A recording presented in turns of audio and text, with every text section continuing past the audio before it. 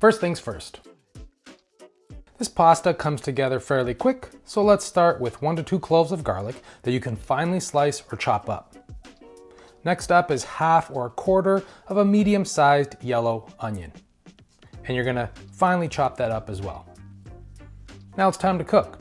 In a large enough pan or pot to hold the sauce and pasta, add a nice big drizzle of extra virgin olive oil, probably enough just to coat the pan, and turn it to medium heat. Now we're gonna add the onions, the garlic, you can season with salt, and if you want some heat, go ahead and add some chili flakes. Then we're gonna saute until the onions and garlic have softened and are fragrant.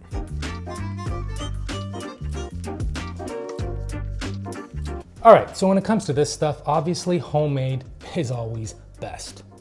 This is liquid gold, also known as passata, which is just strained tomatoes. Now, if you don't have a friend that gifted you one or you don't make your own, this is not sponsored, but this brand, Muti, is a great substitute. Their passata, all their products are great. And this is what we're gonna create the sauce with the mascarpone.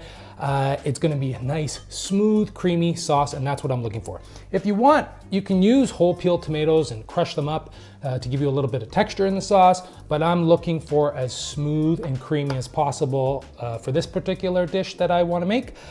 So I'm gonna go with passata. Let's go. Then add just about a liter of that liquid gold and get every last bit out by adding a little bit of water in the jar, mix it up, add it to the pan, and then continue to cook down the sauce for about 15 to 20 minutes. Now you can definitely simmer this sauce for a lot longer, like an hour or 2 hours, and even add a Parmigiano Reggiano rind as well, and that's gonna add so much flavor.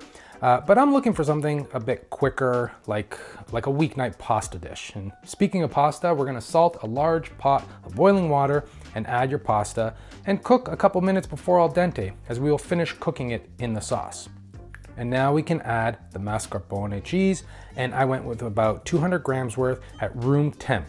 And then we're gonna lower the heat or remove the pan from the heat, and we're gonna slowly let that mascarpone melt.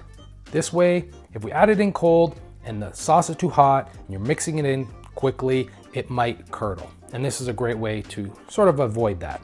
Now, because I'm looking for a smooth, velvety sauce, I'm adding everything to a blender. This is totally optional, but what I'm looking for is super smooth and velvety. And look at that gorgeous color. Give a taste and adjust any seasonings.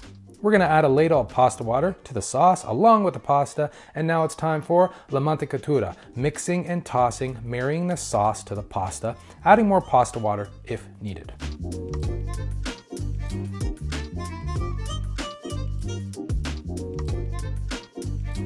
And then we're gonna lower or remove the pan from the heat and finally grate as much Reggie, Parmigiano Reggiano, as you like, mixing it in the pasta. This will help thicken up the sauce as well. We're gonna finish with some fresh torn basil, as much as you like, and then you're left with a nice, creamy, beautiful, rich sauce. Plate it up, finish with some more sauce and Reggie, and bring it to the table. Now the end result is very simple at its core, but it is super delicious. That fresh passata flavor really comes through, and then you get the buttery, sweet, nutty, and a little bit of tang flavor from the mascarpone cheese, the fresh basil, and all that Parmigiano Reggiano. Oh, I hope you give this recipe a go. And as always, the full recipe is in the link in the description below. Please like and comment. Don't forget to hit that subscribe button. And until next time, ciao.